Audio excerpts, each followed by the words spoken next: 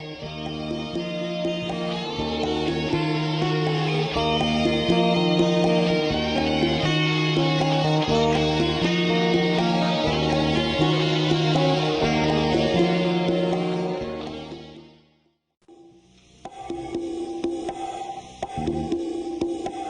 known as Area 51. Turns out Area 51 has a sister facility, Area 52, and it's a place of secrets of its own. Yet you George have us here with a lowdown on Area 52. Yeah, well, it's not quite as secretive as Area 51. For one thing, you can at least find it on some map. Absolutely would be probably what they're going to do. They're going to put a hologram and say, oh, we're being attacked, by aliens. We've made a deal with the ambassador, and he says that they feel that Earth is a threat. But if you all take any weapons you have and turn them in, that they'll give us a second chance. I would take them and freeze them in a position 20 miles out at 7,000 feet, at 560 miles an hour, put them in the seat, say, and then give them 2 minutes of looking at the horizons, show them where the World Trade Center is, and say, I'm about to release you. When I do, you'll have 1 minute and 50 seconds to hit dead center. It's impossible. At the height of my career, as proficient I was in every kind of airplane, there's no way I could have done that. I mean, it's just too complex. For the same thing with 2012. It's just going to be a year like every other year. We're going to continue to have these wars. We will probably have a nuclear war, but things are just, going to go along fine. And I even have a hunch that you might have been part of MJ-12 at one point. It was December 6th of 1988. Bob sits down, and he says, I saw a disc today. And I'm writing out checks there, and I'm not paying attention. I said, what? He says, I saw a disc today. And a disc? Theirs or ours? And he said, theirs. I said, you went to Groom Lake? And he said, yeah. And I said, what are you doing here? I said, obviously they're going to follow you. Why don't you just, work there for a while and then come and tell us what happened? He says, because I have seen you take so much crap over the past 6 months about this. I'm telling you, it's real. I saw it. I touched it, I'm looking at him and said, what? He said, John, you will never know what it's like to see your first alien. I said, you saw one? He said, yeah. I said, it couldn't have been a doll. It couldn't have been, no, it was one. And, these days you ask him that question, he says, well, I don't know. Could have been a doll. They were doing all these weird stuff. Oh, yeah. But that night, that's exactly what he said. The way security like that works is when they give you a clearance, and when you're deep inside like that, they tell you, look, John, we've given you this clearance, and of course we expect it to keep you secret, but we know that, every once in a while you may accidentally mention something at a party, you may have had too much to drink, and you think it'd be interesting to talk about this, and we just want you to know that, we don't really care, we won't hurt you, but we will kill your wife, your children, your mom, your dad, your parakeet, your dog. Hi, I'm Carrie Cassidy, and this is Project Camelot, and we are very happy to be returning to see John Lear and do a retake and a new interview he's going to tell all, basically. Is that right, John? Yeah. You're gonna absolutely charm us and dazzle us with new information. I'm going to tell what I know up to this point, and Okay. I'm not saying it's absolute ironclad what's really going on, but it's what I think is going on. Great. But I'd first like to say I can't believe it's been 2 years since we did this. It seems like only about 6 months. But first of all, let's talk about what happened at ATS. What do you know about it? Okay, I know you've been banned. That's the extent of it, and we don't actually know why. What we know about it is that, or what we think we know, is that it's a CIA front and managed by the CIA. So if you've been banned, it might be that you're getting too hot. That's what I think. And when I first joined ATS maybe 3 years ago, I thought, you know what? This is just a collection point for what people think is going on, so that they know what the general public thinks is going on. And they have a bunch of debunkers there that are, paid to go in there, and somebody talks about something, they say, oh, no, here's what's really going on.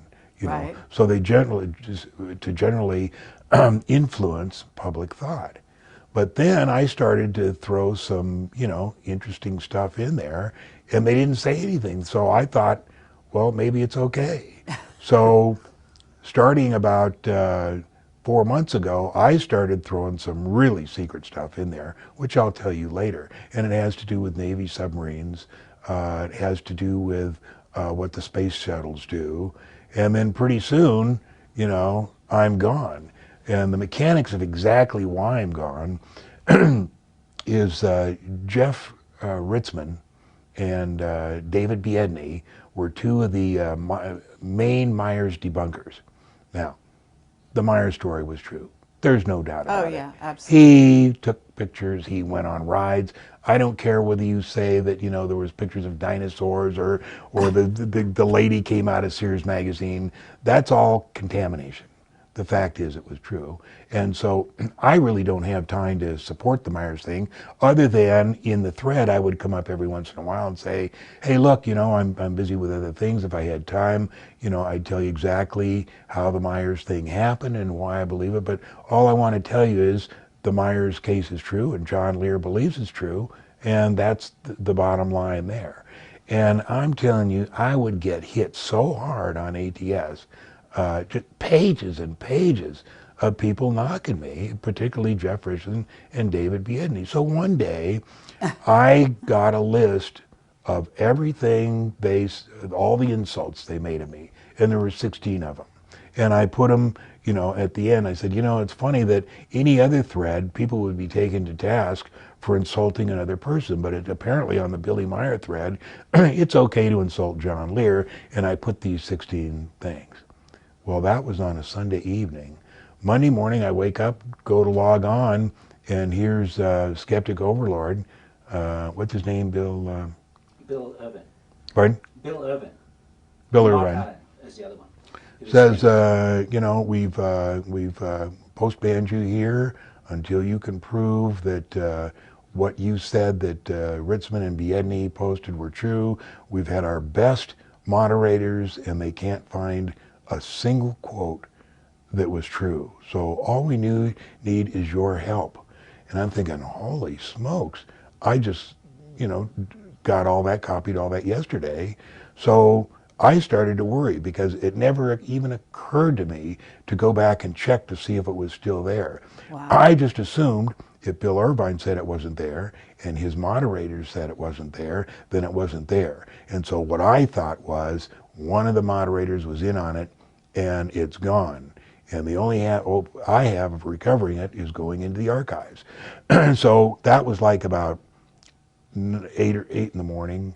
And the whole day long, here's Bill Irvine coming back every 2 hours. John, we can't find any of this. We need your help, with a few little minor digs in it. So I'm waiting for Ron Schmidt to get off work at 6 so he can show me how to go into the archives.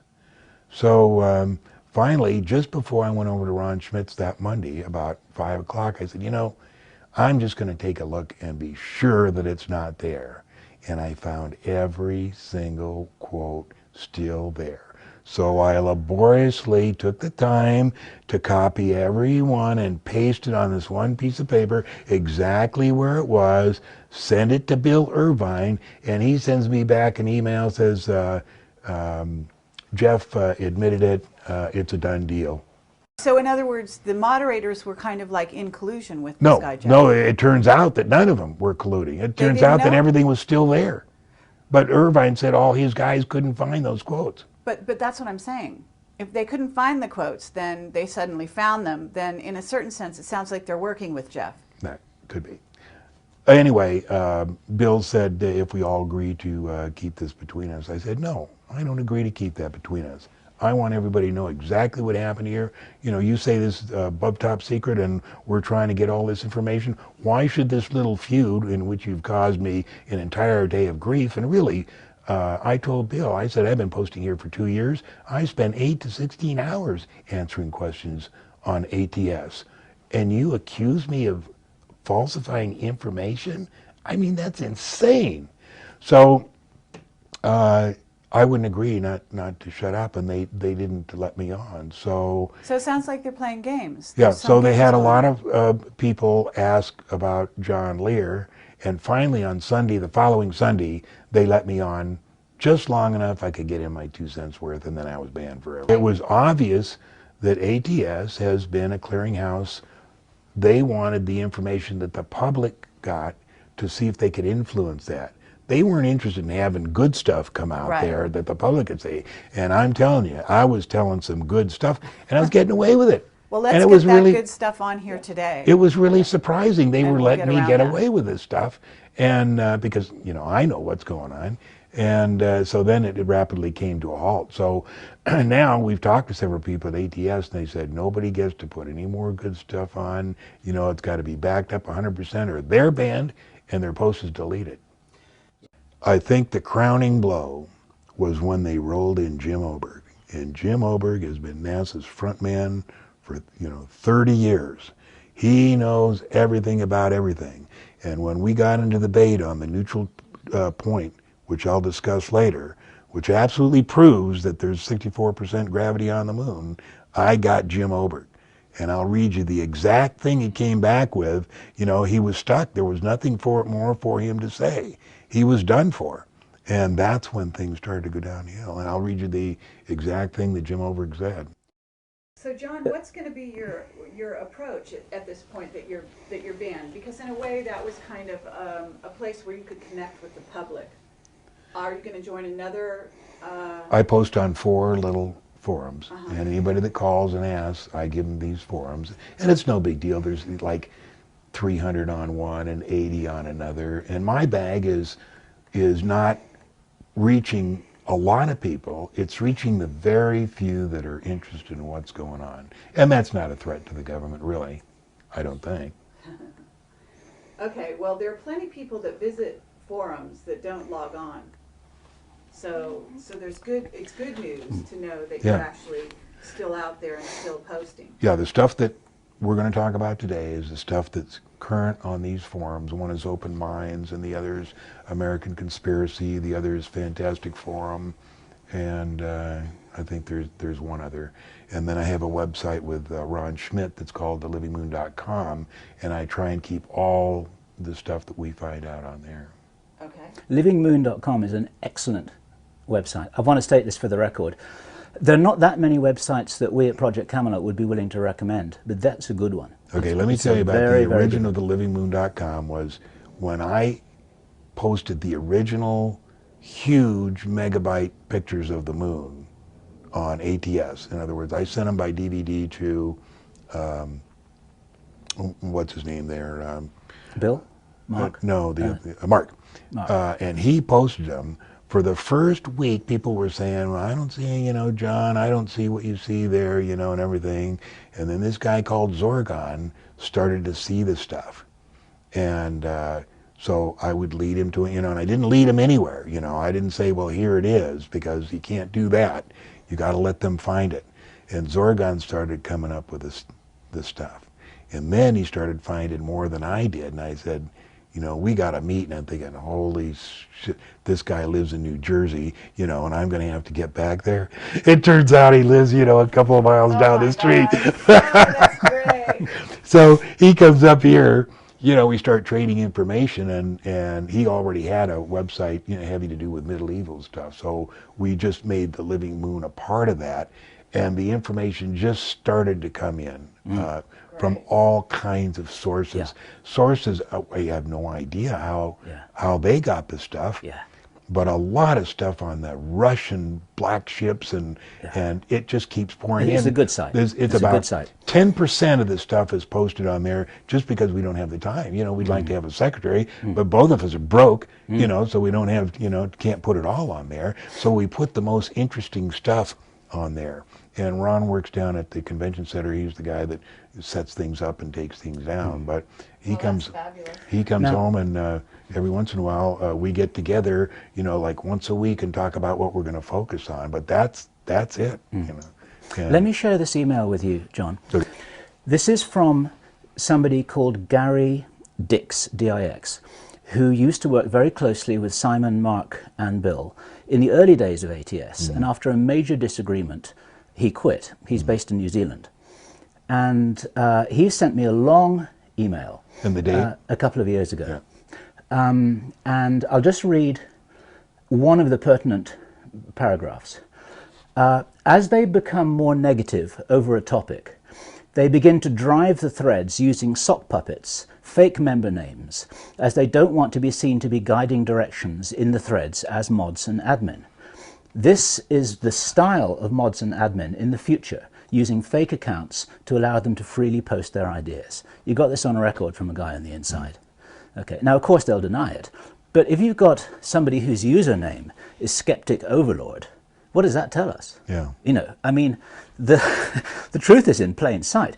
ATS is a skeptical site. ATS is a debunker site. And so what the debunkers do, it's this phrase which you keep your friends close and your enemies closer. Yeah. So you're an enemy of anyone who wants the truth really out. So they bring you in really close with the intention of controlling public opinion about you. Right. It nearly worked, but not quite. Because they made the mistake of calling John Lear a liar. And John Lear may be all kinds of things, but John Lear is not a liar. And everybody knows that, who knows anything about John Lear. But what are the chances of, me posting those pictures on ATS, and the one guy who starts seeing the good stuff lives, 3 or 4 miles down the road? I mean, it was really great. It's freaky. But that's how synchronicity works. And every day I see an example of synchronicity. Well, that means you're really plugged in to what's going on here, and that you're getting some unseen help, basically. A synchronicity is just being in sync with the universe. Right. In a major way. Right. And everything is going in that direction, basically the direction of disclosure and truth. So on that note, let's kind of dive in here. We know you've got a lot of stuff to cover today, so where would you like to go first? First, we're going to cover the Nibiru scam, Project or Planet X. Okay. It is not there. It is not going to cause a problem in 2012. It's a scam. I see it working from every different direction. It's just a plot to keep us, in a state of anxiety. Everything's going to go along just as normal. The world isn't going to disintegrate. There's going to be no planet that comes and shakes everything up. Everything is going to go along just fine. Are you saying this in general about 2012? Yes. Or are you saying this also specifically about Planet X, X, or Nibiru, or whatever you want to call it, and 2012. 2012 is like... It's just a year. Is what? Is it just a year in your opinion? Yeah. It's just like, what did we call this, Y2K? We all got generators and food and everything was going to collapse. The same thing with 2012. It's just going to be a year like every other year. We're going to continue to have these wars. We will probably have a nuclear war, but things are just, going to go along fine. There is going to be no absolute. Okay. Where do you get your information? Are you just coming to this conclusion in your own head by putting 2 and 2 together, or do you have an inside source that's telling you No stuff? inside scoop. I have never had an inside scoop on most all of my information. I've come out with it myself, and it's more fun like that because people say, who told you that gravity on the moon is was 64% and there's an atmosphere? Well, there's a lot of books out there, but basically I'm the guy that came out and said, yeah, there's gravity on the moon and there's the atmosphere on the moon. As far as why should we believe that you would know this? I mean, is it because you were a pilot, because you're trained in a certain way? Where is your trail coming from? Well, as far as the gravity on the moon, we're going to talk about the Bully-Aldous-Newton law of inverse square. And we're going to talk about how usually NASA convinces you using Newton's gravitational law, which assumes the mass of the Earth and the Moon. That's not what you want to use. you want to use Newton-Borealis or Borealis-Newton law of inverse square because you don't have to care what the mass is. All you need to know is what the distance is and where the neutral point is. If we know where the neutral point is, the size of the planets, we can figure out what the gravity is. Now, we know what the neutral point is because, number one, Wernher von Braun told us. Number two, the crew of Apollo 17 told us, and three, and one of the other Apollo missions told us. And it's about 38,000 or 39,000 miles. And if you work out the law of inverse square, it comes out to be the moon is 64% gravity of the Earth. That's all there is to it. You don't have to assume mass. And as far as planet X and Nibiru, that's based on 65 years of listening to bullshit, about, what's coming on and, what disaster is coming next. It's just, I know that there's nothing going to be happening. It's just okay. BS. Let me ask you, just because we have several witnesses that are giving us evidence, I and know also you do. some secret I know you evidence do, in and this that's regard. why Now, we're certainly in question about this. We have not reached a conclusion ourselves. However, first of all, there's the South Pole Telescope. There's also the interest of the Vatican and the Jesuit footage that came out, with Barbado. Maybe you've seen the footage, maybe you haven't. Maybe you can give us some background on why you think that footage is not accurate or not real. And then there's also the heating of the planets. How do you account for the heating of the planets and the activity on the sun, which is going to reach a peak in 2012, as being meaningless? Are you talking about global warming? But it's not global. And David Wilcock and Richard Hoagland have gone through planet by planet and shown you how there's increased activity all the way down, and that there's actually heating up. Yeah. It's information in the public domain that every planet in the solar system is heating up. It seems to be connected with solar cycle 24. And then some people say that there's something else that's driving this. I wouldn't even pay any attention to it. Everybody gets to believe what they want. In 2012, you can look back and say John Lear on April 2nd, 2008 said it was all bullshit. And if it wasn't, I was wrong. But, I think it's a total scam. I'm sure you've rubbed shoulders with the Intel community. You know that your office is bugged. You've demonstrated that to us. There's a reason why they bug you. I mean, first of all, you're a pilot from way back. You're incredibly respected. You have a background, military slightly, and I even have a hunch that you might have been part of MJ-12 at one point. Okay, so you've known all the insiders. You knew. Tell me why it is. I mean, that you're saying you have no inside sources suddenly. I mean, Bob Lazar. Let me correct it. I had 3 inside sources. One was Jimmy Doolittle, and he's the one that told my mom that MJ-12 existed. That story is important because when I was first getting into all this in 1987, and Chandray and Moore came out with the supposed Eisenhower briefing, and it talked about Majestic 12, I needed to know, is this true? And the only person that I knew that would have known beyond a shadow of a doubt was Jimmy Doolittle. Okay, now who's Jimmy Doolittle? General Jimmy Doolittle, behind you, that's him taking off to bomb Tokyo, taking off from the Hornet, incidentally the same aircraft carrier that picked up Apollo. And that letter that you see is when I had my accidental airplane crash in Geneva, Switzerland in 1961, and nearly killed myself. He was the only one to take the time to write me a letter and say, John, we all make mistakes. I've made plenty of them, but it's important that we profit. It's only important that we profit by our mistakes. And he took the time to write that whole letter. So I have it framed with him taking off on the Hornet to bomb Tokyo. General Jimmy Doolittle was an incredible general, very respected, and he was involved with MJ-12 up to his ears. He was not a part of MJ-12, but he was around our house in Santa Monica, 222 14th Street. He lived down on 3rd Street with his wife, Josephine, and they were in our house just like Vandenberg, just like Twining. All those MJ-12 guys were around our house. But, I didn't know that at that time, and my father never said much about UFOs other than that he believed them.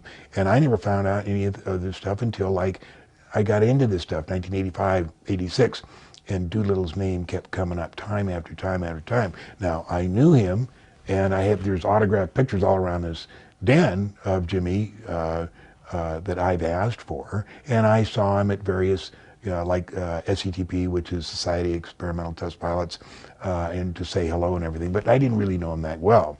But I knew that my mom knew him, and she was as close to Jimmy Doolittle as anybody in her life, Jimmy and Joe. Now, his wife passed away in the 80s sometime, and he was retired, lived in Carmel, California, and I knew that. And I also knew that my mom talked to him every once in a while. So I knew that the only way I would have of determining whether Majestic 12 was true was to get her to ask him. And it took about 6 months to get together, to get it together, because she's always hesitant, to do stuff like that. But I finally got her to do it, and she called up and she said, Jimmy, how you doing? Da da da da da. By the way, John's interested in this stuff, and I just want to know, was Majestic 12 real? And he said, yes, Moy, it was, but I can't say anything about it. That, for me, was, the beginning of everything. Because if Majestic 12 is real, then it's a possibility the briefing papers were real. And if they were real, then everything else is real. Right, so, because why would you put together something like MJ-12 under Truman to investigate or manage the UFO story unless there was, if there was no UFO story, right? There's got to be a UFO if you're going to put together a group. So I'd have to say that was my first insight. So now, tell me something. You must know the history to some degree. I mean, you've been around a long time. You've seen them in operation. You must have met some of the insiders. And I have to say that I think they would have recruited you. Am I wrong? No, You never got an offer? No, I just, I was a pilot. I didn't know anything, until 1984 when but somebody... you know a lot now. Yeah. Look at this office. It's incredible. Yeah. Up till 1984, my sole interest was SR-71, F-19, stealth fighter, stuff like that. As a matter of fact, you can go on the internet. John Andrews, who was vice president of testers and eventually made the sport model, right? He and I had letters going back and forth. He'd say, hey, you ought to look into this flying saucer deal. And I'd say, no, it's bullshit. I don't need to waste my time. That letter's on the internet. My interest didn't start till... in 1985, I think we had I used to run the reunion for all the Southeast Asia pilots that, that worked for CIA, and I'd run the reunion here in Las Vegas called China Post 1. And we'd have it every 2 years. And one of these years, and I think it was 1985, a friend of mine whose name was Greg Wilson, he was a Raven. Now, the Raven were the Air Force guys they'd take out of the Air Force, sheep dip them, they give them civilian ID, they'd come into Laos and they'd fly, the O-1s, and they were the Ravens, and they'd go out on the PDJ and all around and do all kinds of amazing things. Anyway, he attended the reunion. His name was Greg Wilson. And he got talking to him, hey, where all you been? He said, well, here and there, still flying A-10s. I spent a tour at Bentwaters. And I said, Bentwaters? That was the place, supposedly in, 1980 that the flying saucer landed. He says, no, John, not supposedly, it did. I said, I didn't get to see it because I was confined to quarters, but I know the guys who did. And I said, what? I said, you're telling me this stuff is real? He said, oh, yeah. So here's a guy that I flew with in Southeast Asia, hadn't seen for years. I give him this outrageous, question about, Bentwater. He says, yeah, I was confined. I didn't see it. But I know the guys who did. So that's what piqued my interest. That's 1985, So, you've got insiders coming to you. You've got insiders that are friends. I wouldn't say he was an insider. An insider like is Bob Lazar. Right. And the only other insider, the real insider, I mean the guy, and it's been like, if you guys were here 2 years ago, that's probably been like 5 or 6 years ago. I can't remember when I met. Well, I know when it was. Yeah, it's been a long time ago. It's been almost 20 years. I used to live up in Idaho. He was retired. He told friends of mine a lot more than he told me. But just before he died, he came down to Vegas and more or less said, what do you want to know? And I didn't even know what to ask. And his name is?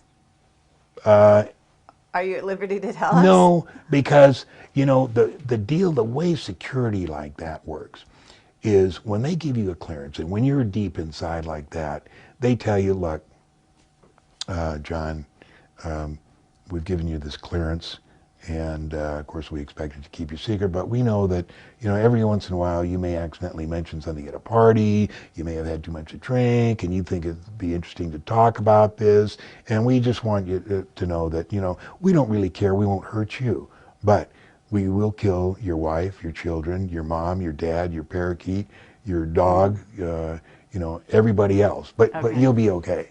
So that's why people don't talk, and people say, well, he's on his deathbed, why wouldn't he talk? That's why, is because they make it clear. It's not him that's going to get hurt, it's every person in his family, and then starting with his best friend. Towards the end of his life, I saw him 3 times. I drove to Idaho to see him twice, and then once back here. And when I was in Idaho, he didn't tell me all that much, but he did tell me one interesting thing that never made sense until this year, when I find out, you know, the information I'm getting is just growing exponentially. Every time I get someplace, you know, then I'm led to someplace else, and it's just so much information coming in. Anyway, what he told me was that he worked on a project, a mining machine for the moon. And this thing was being built in the south somewhere. He didn't tell me where, but, you know, I'm imagining Arkansas or Alabama, someplace like that. He said, John, this thing was so big. He said that when I finished it, he said, I have a private license. I rented an airplane just to go up and fly around to see how mammoth this thing was. And I said, well, can you give me an idea? He says, acres. I said, wow. I said, how'd they get it to the moon? And he said, I don't know. And that's how projects like that work. He doesn't have a need to know how they got it to the moon. His job was to build it, you know, and they're not going to tell him any of that. That's how compartmentalization works. You know, that's one.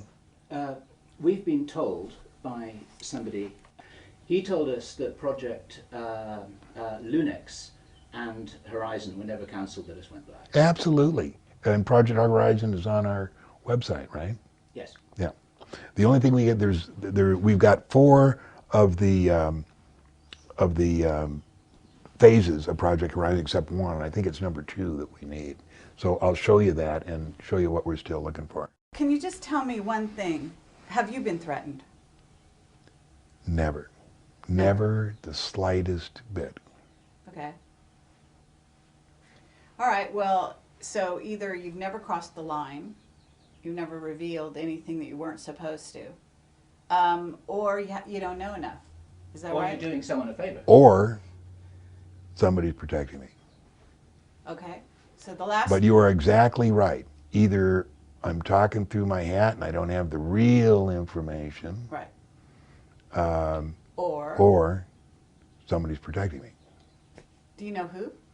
Oh, I didn't say which one was true. I mean, you know, I think a lot of this stuff is true, but how would I know? I've never been to the moon. I'd like to go. Mm-hmm. If I go and somebody can arrange a ride, like Bob Lazar, he says he's going to have his spacesuit on while we're standing, you know, in the airlock there. And when it comes up like that, he says, you know, at least I'm going to have some air, you know, and I'll watch you suffocate. And I said, no, I'll be able to breathe normally. Now, when people go to the moon, it takes them 2 weeks of decompression before they can actually go out and spend some time there. The fact is, you can go right there and breathe, but you know you'll get altitude sickness. Just like if you go to climb Everest, you can go right up there. You'll probably live, but you'll hurt pretty bad. That's why they go to the different camps as they go up, is to get acclimatized. And the same thing to the moon. It takes about 2 weeks. Okay, so tell us how the moon got where it is, because you know that the moon is a satellite that's actually a fake. Right. It's a spaceship. It was towed into orbit, I would say 30 to 40,000 years ago. Now, the reason I say 30 to 40,000 years ago is because it's still within the history of man. Velikovsky talks about the different proselenes and the different civilizations that talked about the time when there was no moon, and then when there was 2 moons, and now we have 1 moon. This guy here, Norm Berggren, wrote The Ringmakers of Saturn. It's an excellent book. Norm Bergman is very qualified, was for 40 years a scientific part of both NACA and also Lockheed. Retired from Lockheed, I think about 15 years ago. No, What's more than NACA? that. National Aeronautics, the predecessor to NASA. Oh, really? Okay. National Aeronautics Commission, Aeronautics, I think. I see. Okay. They were the predecessor to NASA. Okay. But when he retired, he somehow got some photos, some really good negatives of Voyager, which went by Saturn. And he's set up a little lab in his house, and he started looking these. And he ended up writing Ringmakers of Saturn, and what he shows you here is what he found in the rings of Saturn is 3 vehicles, spaceships, the biggest of which is 31,496 miles long and 2,422 miles in diameter. We're talking about a fairly large spaceship there. Now, Norm Bergman, when he wrote this book at the beginning, it's very good. He says, now look, he says, I'm going to be talking about some stuff that is very interesting, but you can't skip a page, you can't skip a word that you don't know. You have to go from the beginning to end or you won't understand what I'm saying. And I did go from beginning to end. Now, Okay, but when was this written? this would be 1986. Okay, so it's not that old. No. And I go see Norm And it's talking about a huge spaceship. in It's the who ring, in the built rings the of Saturn. spaceship? Who built them? Yeah. We don't know who built them. But anyway, Us? no. We couldn't build anything like that. We have some amazing stuff, but we couldn't do that. Okay. No, this is somebody else. But what the interesting part in the book, and the reason why we're getting here, is because at the end of this book, he starts talking about the moon and how the moon was towed into orbit. Because the people that operate that stuff in Saturn and also Iapetus towed the moon into orbit. And he goes into here and explains exactly why he believes the moon was towed into orbit and how it was and how they grabbed on to the Mare Orientale. Who are you saying towed the moon? Whoever. Into We don't place? know. We don't So know. he doesn't conjecture on who No. on what alien race, for example. No. I mean, obviously it's an alien race. Henry Deacon, our secret source, has also substantiated that the moon was towed into orbit. But have you got an idea what alien race was responsible for that? No, absolutely not. None. What's interesting here, another interesting thing, is I see Norm every year because when I go do the UFO Expo West, which is the only one I do, he lives in Los Altos Hills. And he's writing about Iapetus. And Iapetus is probably a spaceship too. Okay. And so we got to get in touch with this guy. you better, because he's on his way out. I All saw right. him last September. He was not well. He was finishing up the book on Iapetus, but he wasn't working on it every day. Okay, was he a scientist? Yes. Okay, but who did he work for? I mean, in other words, he's Give government. me a you said second NACA. here. I understand that, but in a certain level, he's revealing secret information. No, Is it- as what? well, I'm just asking you. Wouldn't No. this be secret? No. Thermodynamicist, Douglas Aircraft, 1943-94. Aero Research Scientist, NACA Ames Laboratory, 1944-1956. Lockheed Missile and Space Company. Then I Supervisor Flight Test, 1956-68. Manager Flight Test Analysis, 1958-1962. Manager Test Plans and Direction, 1962-63. Manager Re-Entry Test Operations, 63-600. Okay, but- There's all this stuff, how qualified this guy is. Right. This Why is are the- they letting him talk? Why- Why are they letting him do this? I mean, in What's other he words, saying? There's a spaceship that's 31 miles long in the rings of So Saturn. plausible Who's deniability is- sure. Who's going to believe that? Okay. All right. Okay. that's So it. anyway, 2 years ago, at the UFO Expo West, I mean, that was so interesting because number one, one of my lectures was Apollo 1 and the 4 people that were in it, and there was Grissom, White, and Chaffee, and then there was a fourth guy, and he was part of the secret astronaut corps. And the reason they had to keep it secret is because if the public were allowed to know there was a fourth guy in there, then they would not want to know who he was. And there was no possible way that NASA could ever reveal that there was another guy in there, because they would have to reveal the secret space program. And the secret space program started in 1959, and they're the ones that went to the moon in 1962. They went to Mars in 1966. Everything we know is a cover for the secret space program. Oh, yeah. Anyway, when I give a lecture, if I have 2 hours, I always give an hour and then let the public talk to me for an hour, because I'm going to learn more from them than they are going to from me. And one of Chaffee's relatives got up and said, "John, you're right.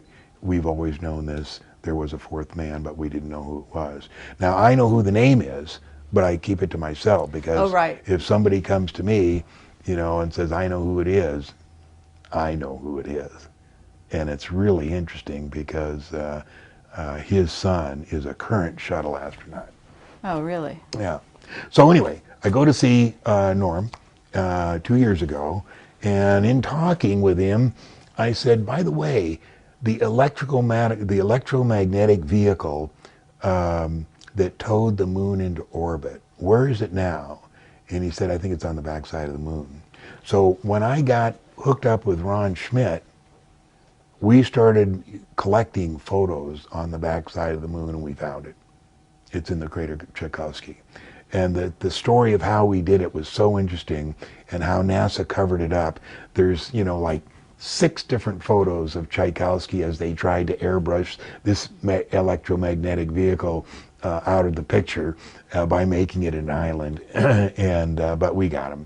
And we got 2 really good photos. One was discovered by a lady who works for us in Florida, and she discovered it on a thumbnail of Tchaikovsky. And what happened is, when NASA was advertising this particular photo, they airbrushed the big one, but when they had the thumbnail, somebody looked at that and said, "Hey, I'm not going to take the time to enlarge that, take the vehicle out and put it down. Nobody will notice it anyway." But we noticed it, and it's great. And that's where we got the photo of the EMV on the far side, and Apollo 15 flew over it, and they got some movies of it, and it's just a quick shot, but it's really interesting. The secret astronaut who was killed, his son is a shuttle astronaut. Right. Okay. And this is interesting, because it sort of shows how they bring someone into the fold who might have something to tell the world at a later date. Right. But if he's a shuttle astronaut, he's not going to talk, right? He's in the fold. Right. Same thing with Grissom's son. Oh, really? He's in the See, program. this would be an interesting investigative angle, would be, what about all the sons and daughters of the astronauts? Do they all work for the company? Yeah, it would be. Now, Gus Grissom, when the fire started, every single story you read will say that, there's like 3 words spoken. Chaffee said, "Fire." Somebody said, "It's getting hot in here." But in every single story, Grissom doesn't say anything. Now, as you know, Grissom was the most highly critical and vociferous astronaut in that program. He came out, before they were supposed to go up there, he said, "There's 60 major things with this wrong. How can we possibly be flying this?" He's the one that hung the lemon over the Apollo, and NASA hated him. Now, I've been told by guys I consider insiders, and there's another one, call him number 4, that NASA didn't specifically kill those guys, but they let it happen. They knew it was going to happen, and they just let it happen. But why? Well, there was a number of reasons. Number 1, they needed more time. They needed to get the program back on schedule, and the only way they could do that was to have a horrendous accident, and they wanted to get rid of Grissom. And so, as you know, the New York Times, and I forget the guy, the story the next day was that he talked to NASA, and they said that the tape was gruesome of the last few minutes. And of course, we all heard that Grissom didn't say anything. We all know what he said. he was saying, you know, you bastards, you've Oh my killed us God. all. You know, I knew this was coming to this. You know, I hope you all watch us, you know, die. And just really bad. And so I'm sure that's what happened. And I saw another quote just yesterday, I can't remember what it was, about how gruesome the tape was. Wow. We'd like to ask you if Clark McClelland has got something to say about this as well. Yeah. We're in touch with Clark, but we haven't met him. Clark's a great guy. I've known him since 1990. We've never met, but we've always talked on the phone. You know, I've always tried to get his notes. He has his book ready. He has 3 books. He doesn't want to publish one of them. He wants to publish all 3. I don't blame him. He knows a lot of stuff. He knows, as you know, much more than I'm telling you. Do you think that he's actually going to get his books published? Are they going to let him No way, out there? not a chance in hell. Okay. The only thing, you know, I'd like to get him, but, you know, Clark is so pissed, and I don't know what happened, but I know he is the insider of NASA. There's nobody in the position, you know, that could come out and say more than Clark. I mean, he was there from the beginning. Okay. But they've done just about everything but kill him, haven't they? He hasn't got a penny. And I don't know why they yeah. haven't killed him. Absolutely. Anyway, one more thing I'm going to tell you about Norm, because we're going to get it into it later. I told Norm the last time, last year I went to the UFO Expo, and well, I'll tell you, got some good information. But anyway, I went to see Norm, and he's not well, and he's had several surgeries, and I expect any day to hear that he's passed away. He's 87, and I said, Norm, I said, I'm thinking that that the airplanes that crashed into the World Trade Center were holographs. And he said, John, you're probably right, and here's why. He said, just before I retired, I was driving down on the Bayshore Freeway to Sunnyvale, and he said I had a friend in the right seat of the car, and he says, like it was about 8 o'clock in the morning, maybe 8:15. He said, we're driving south, and we saw this shadow, and we looked up, and here, he says, it wasn't a 747, but it was a huge 4-engine airplane. It wasn't 200 feet above us. And he said, we looked out and looked at this thing, and he said, of course, we're, you know, 20 miles from San Jose, you know, and 30 miles from San Francisco. There's no possible way an airplane could, you know, legitimately be flying right there. And he says, we watched it for about 10 seconds, and it went just like you turned a light bulb out. And he said, if that was a contemporary holograph, presentation of a holograph, he says, then you're right. And you know, that's the holographic technology is so far advanced that people just wouldn't believe it. But the other day I had a lady here that was helping Marilee on a casting program. Actually, she hired Marilee. She was from New York. She had 2 degrees from Harvard. She was just a wonderful, smart, receptive lady. And we were talking about holographs. She says, well, let me tell you. She said, about 5 years ago, I was invited with about 15 other television executives into a private showing in Hollywood. And there was a little auditorium. It wasn't very big. It could seat like maybe 30 people. And it was called, the presentation was called The Future of Television. And she said, I don't remember if Steven Spielberg was there, but, you know, everybody else was. And she said it was, you know, brightly lit. And there was a stage and a podium on the stage. And we're sitting there, and this guy comes out from behind, and he's a kind of East German accent, East European accent, white hair, has glasses, and he comes out and he starts telling us the history of television and how they came up with the first cathode ray tube, and how they did this and how they did that, and you know, he's walks down in front of the stage, you know, walks up one of the aisles, he's polishing his glasses, you know, walks back up to the stage, you know, and she says it was pretty boring.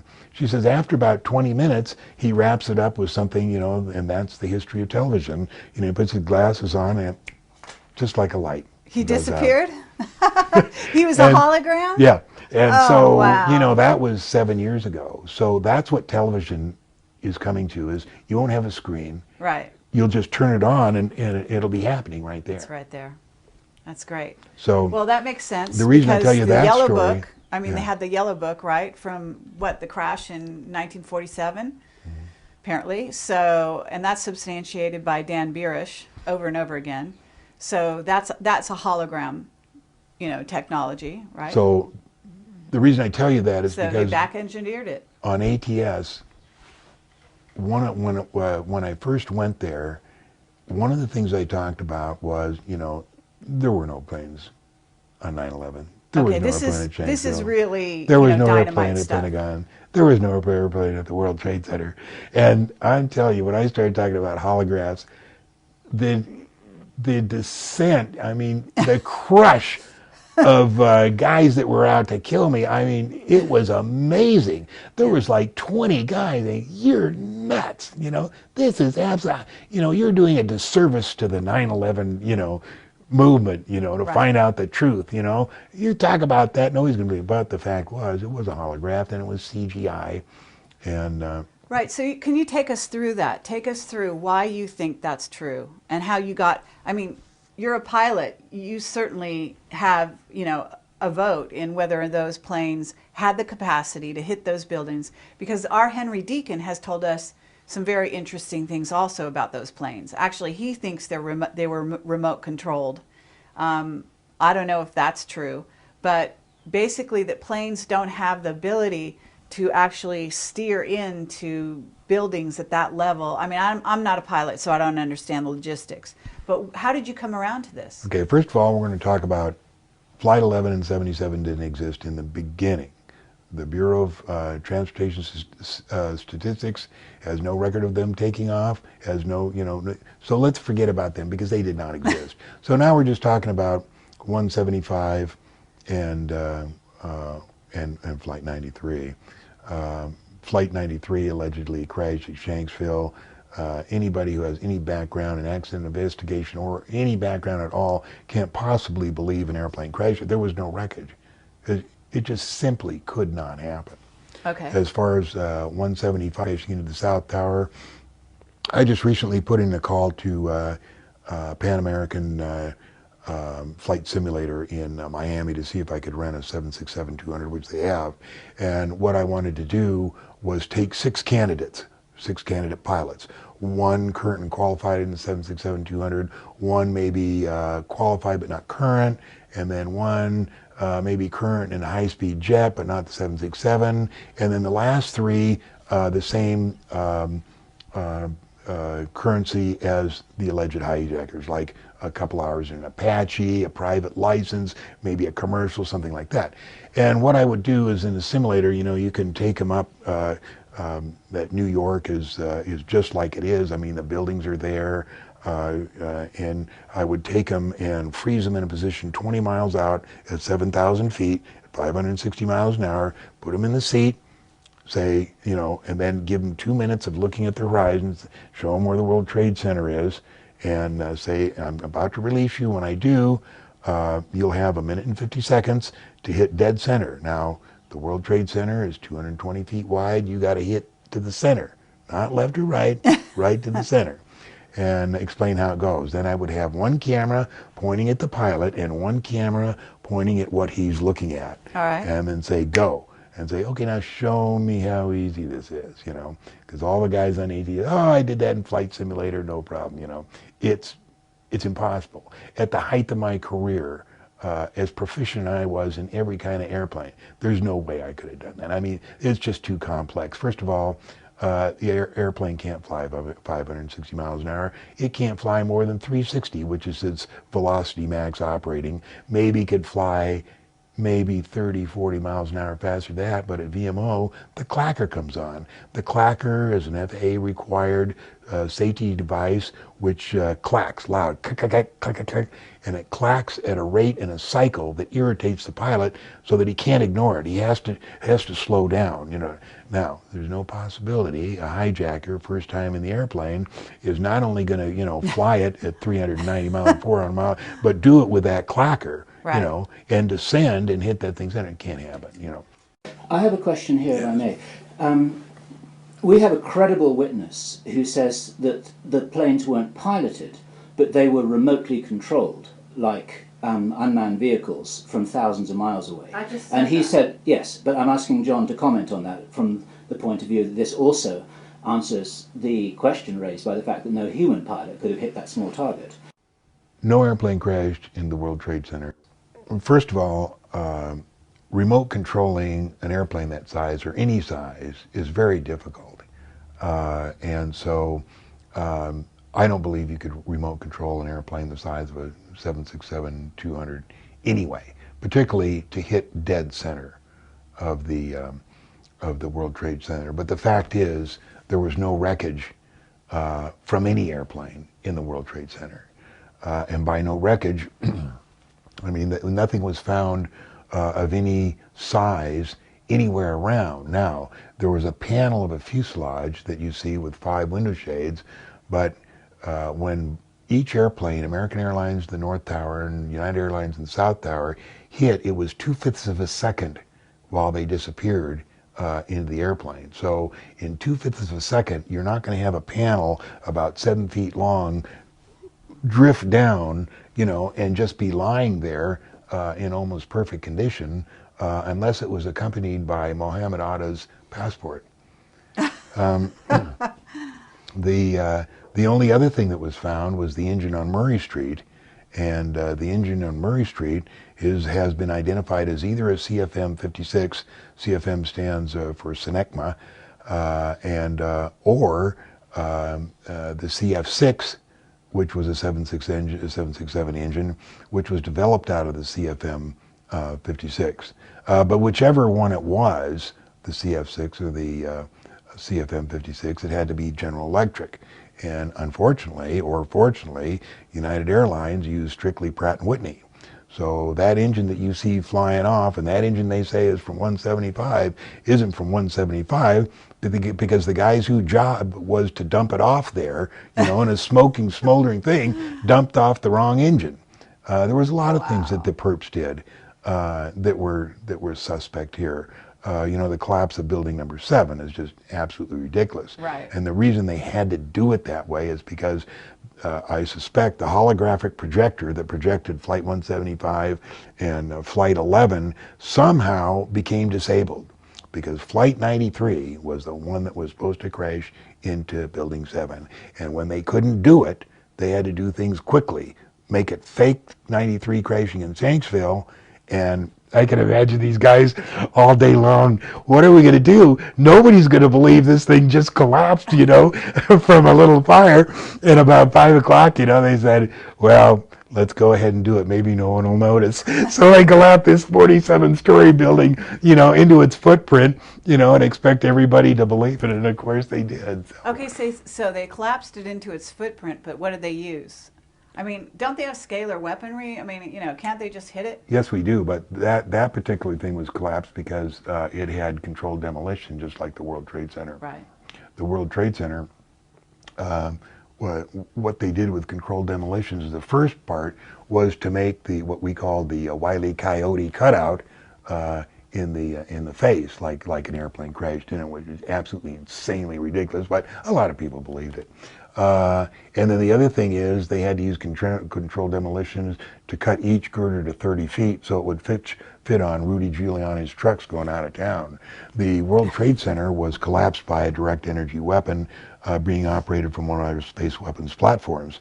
And the reason we know that is because of the size of the dust that was left of the concrete. It was approximately 80 microns, and that's what a direct energy weapon collapse, when it's pointed down, that's what it uses. It's called molecular disassociation. I mean, it just disassociates the molecular structure of concrete, and that's why all that dust was there. There was just nothing left, and that's why the basement of the World Trade Center was molten for 6 weeks. Is because when it finally does hit the ground, it heats it up so much you can pour as much water as you want. It's not going to cool off for a time. So I believe that all of this was controlled by the E-4B, the doomsday airplane, the 747, that was seen flying over the White House. I think there's the one that did the holographic projection, and they also transmitted the CGI, computer graphics, to the different TV channels to show the airplanes allegedly crashing. That's why we had the accidental nose out on one of the buildings. They were the ones that sent the alleged cell phone messages, which never occurred. They did all kinds of stuff. They made probably transponder things for the different ATCs to phone. So you're saying the hologram had to be done by a plane in the air? Yeah. Really? Yeah, it was done by a projector, a holographic projector. Okay, so the technology exists out there. Have you? I mean, and I understand that you talked to your friend who wrote the book, Norm. But where else have you heard about this holographic technology? Ron Blackburn. You know who he is? No. Do you know who he is? No, I don't. Ron Blackburn was with Lockheed for 30 years. He was with a stealth project up at Groom Lake for 20 years. He was the one that I first heard there was aliens at the test site. Now, when I first met him, 10, 15 years ago, he denied knowing everything. Now he's gotten a little bit more lax about what he says. I mean, he said, up at Groom Lake, there's an administration building, just for the aliens up there. Ron was at my birthday party here. So he's retired now. We need to get to this guy as well. He's retired. He's very careful about what he says. Okay. He still has retirement, but he came to my birthday party, and he told us about holographic projections. He says they contain sound, light, heat, everything. I mean, everything is there. One of the problems that people have with holographic projections, well, I saw it. It couldn't have been, they think of holographic projections like you see in Las Vegas or at a birthday party, right, where it's a little dancing light like where there. You can see through it. Yeah, and they so say, well, I saw it. Couldn't be. It's ridiculous. And then they say, well, how would they have done the sound? They would have had speakers all up and down, the street. It's too bad people, they don't really realize how far we are advanced with our technology. They were fooled. It was a scam. It was a psyop. And okay, so who ran it? basically, I call them the nasty NASA Nazis and the military-industrial complex. And Hoagland tells us exactly who they are and how they took over. And that's who ran it. Now, in March 31st, 2007, last year, a guy named Morgan Reynolds, have you heard the name? Yes. Okay, filed a suit called a quid em complaint against these 22 companies. And we're talking about major companies here. Science Applications International Corporation, Applied Research, Hughes, all these companies right here are being sued. And what they're being sued for is accepting money for providing a government agency with fraudulent information. The government agency they provided with this fraudulent information was NIST, the National Institute of Standards and Technology. NIST was asked by President Bush to determine exactly why the World Center collapsed. What actually caused it to collapse? And they came up with a reason that, the jet fuel, and it was just so far ridiculous that Morgan filed this suit, and it's 40 pages, and he outlines everything that they got wrong. And so the suit has been going along in court now. And you've testified as to the holographic planes as part of the suit, right? Well, what I did is I I filed an affidavit on January 28th, 2008, this year, in support of the complaint and in opposition to the motion to dismiss. And basically what I testified is, number one, why the airplanes couldn't have traveled as fast as they did, and how they couldn't be flown as well as they were, and why there was no wreckage in there. And I think this other book, pilots haven't come forward because this is... well, other pilots are employed. They can't afford to come forward. There's very few, people, there's a lot of... But this is our country we're talking about, They can't do it. A lot of my information was taken from Aerodynamics for Naval Aviators, and I explain why an airplane cannot fly 500 miles at 1,000 feet. It has to do with drag, and it has to do with power, and it has to do with the fact that they use turbofans. It just cannot happen. So anyway, the governments and NIST contention that that they flew 500 miles an hour, it didn't happen. It couldn't happen. So basically, that's what I explain in my suit. Now, you say, why don't many pilots come forward? Many have. There's an organization called pilotsfortruth.com, and I'm a member, one of the earlier members of that. And there's a lot of people that that realize that this couldn't have possibly happened. There is no an airplane like a Boeing 757 flying into the Pentagon. No, that didn't happen. So what happened at the Pentagon? At the Pentagon, a bomb went off to make that hole there, and they had a 55-gallon drum of diesel fuel that a guy lit to make all that black smoke there. And April Gallup, I think the April Gallup story is fascinating. April Gallup was a Army. Okay, so let's go back where we were, which is We're talking about April Gallup. Right, April. Okay. April Gallup was a Army specialist, and I forget what her job was, but she had a top secret clearance.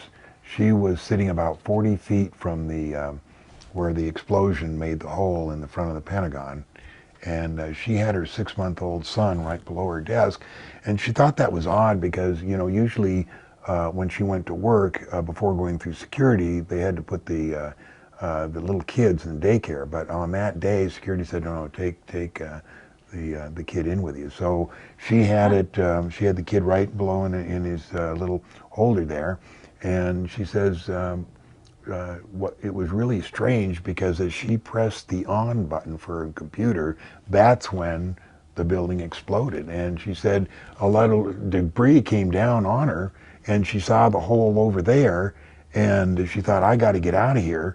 So she picked up her kid, put it over his back, and went towards that opening. And she got through that opening onto the grass, which is where eventually triage was set up. But she said she saw no missile, saw no airplane, smelled no fuel. There was no, no airplane in there. And later in the hospital, she got interviewed by Army intelligence, and they asked her what she saw. And she started to say, I didn't see anything. And they said, no, yes, you did. You saw a Boeing 757 crash into there. And she says, no, I didn't. I mean, there was nothing there. And she's gone through hell for the last 4 or 5 years trying to get medical care. It's been a really very, very sad story. But one of the things I wanted to show, this is a page from a military manual talking about stuff that they would like to get in the year 2025. This is called Airborne Holographic Projector. You can see where I got it. You can't get it anymore here, but was www.au.af.mil.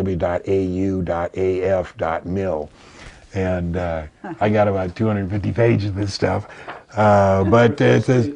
It's talking about a hologram machine. It refers to enemy perception management. Is that right? That's such a wonderful euphemism. Have I remembered that right? Yeah, it says, brief description. The holographic projector plays a three-dimensional visual image in a desired location, removed from the display generator. The projector can be used for psychological operations and strategic perception management. It is also useful for optical deception and cloaking, providing a momentary distraction when engaging an unsophisticated adversary. And it has capabilities, precision projection of a three-dimensional visual images into a selected area, supports PSYOP and strategic deception management, and provides deception and cloaking against optical centers. Okay, and when was that written, do you know? I think in 99. I'm not sure. I'll give you an address where you can get it now. Okay. It's not at that address, but I think it's at Maxwell Air Force Base. But you have to, we have to believe that if that's out in the public sector, that this is just the tip of the iceberg as far as this technology goes. Absolutely. Strategic perception management. Isn't that just wonderful? It's great. I just think that's so great. All right, An unsophisticated enemy like the people on the streets in New York. I was going to say that. And I thought, you know what? I don't think I'll say that. Nothing personal against New York. But they have, and then when you go into it, they have what they call the hybrid high-energy laser system. But when you go in here and get a close-up of this system, it's showing you how they could attack right between Iran and Afghanistan. It's hilarious, you know. That's where they'll be attacking, and that's where they knew they were going to be attacking back in, 1999, you know. And that was published then, so you can see how far ahead they plan this stuff. I mean, they plan it 30 years ahead. I was looking for that page. Okay, when you say they're going to be attacking between Iran and Afghanistan, that's where the pipeline is coming. They want that area. Right. That's why so that's why we're going to war with Iran, is what you're saying. we want to clear that area so we can run the pipeline down there. And they're going to use, it sounds like you're saying they're going to use a special kind of weapon to attack them. Well, they could use that hybrid high energy laser. You know, they got plenty of stuff they could use. Right. But it was just odd that, that it would be already on paper available to the public to show them where they're going to be attacking. Okay, this is... What you said to us off camera just before we started was you felt that there was going to be, I think you used the words a nuclear war. Oh yeah, I have no doubt that we're going to nuke Iran. I'm sure that's in the plan, and Cheney certainly wants to do it.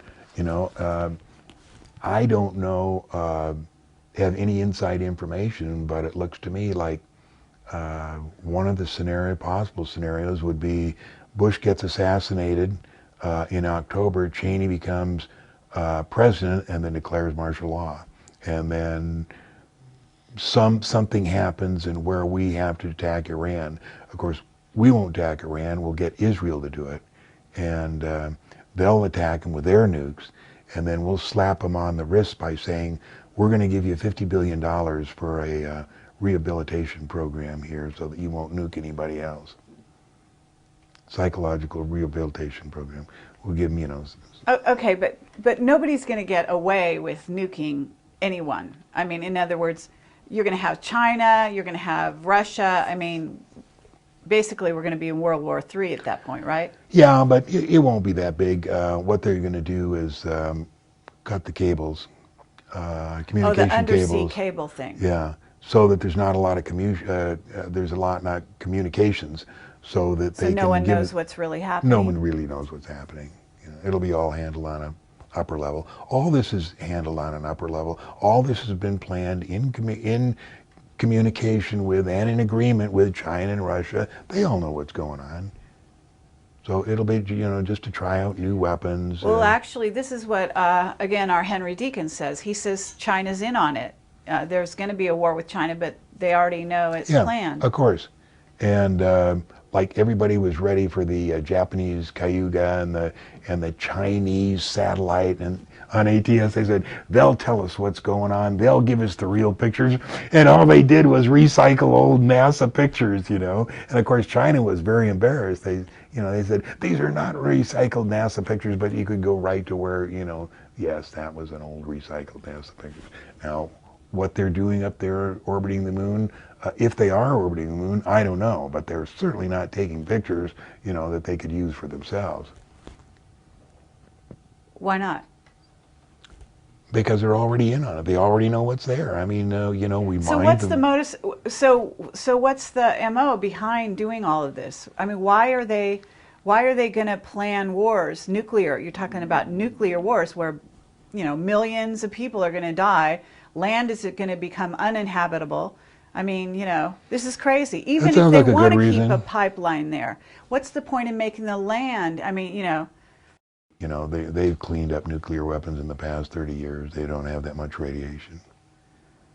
Why go nuclear, though? I mean, it's so messy. Why would, I mean, I'm not a military guy, but if they've got scalar weaponry and they've got HARP, I mean, they've got earthquakes they can cause. I mean, there are a lot of other things they can do besides going. I mean, that just seems like the nth degree of insanity. Why would they do it? It's like asking, when I talk about Endeavour and the space shuttle being such an outmoded method of getting to the IS, and people say, well, if we have all this cool stuff that you say, like, satellites and anti-grav stuff and everything, why do they use the space shuttle? The same thing with the nuke thing. There's levels of secrecy, levels of intelligence. You want to keep a certain segment of the people knowing, just, thinking that the space shuttle is all we got, and nuclear weapons is all we got, so we use those. It's that type of deal.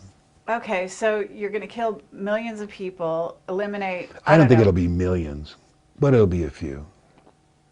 And what is Iran going to do at that point? You know?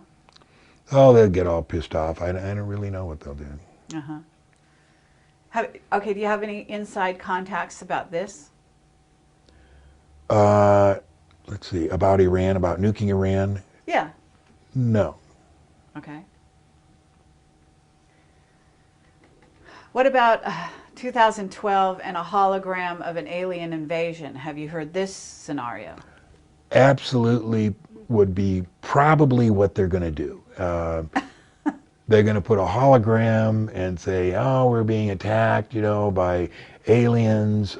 We've made a deal with the ambassador, and he says that they feel that Earth is a threat. But if you all take any weapons you have and turn them in, that they'll give us a second chance. So at that point, we have one world government because Yeah. they can put everybody under the same roof, and basically all the countries. You're talking not individuals bringing their rifles. But Yeah, you're talking about individuals. Yeah, that's one of the countries coming things. forward with their. That's one of the things the aliens want, is for all you guys, to turn in your individual weapons so that they don't feel so much of a threat. But aliens, come on. Well, okay, so this is a scenario. It's a in which- scenario where the government wants to disarm us, and the way is to put a hologram up there of an attack, and they say we've been in communications with them, a and common they, enemy, and, Right. and it's a fake enemy. and you can really help us if you'll turn in all your weapons. Of course, by the time we've turned in all our weapons, there's not much we can do when we find out it's just a scam, like 9/11 was. Yeah, that's a scenario. I'm sure that's going to happen.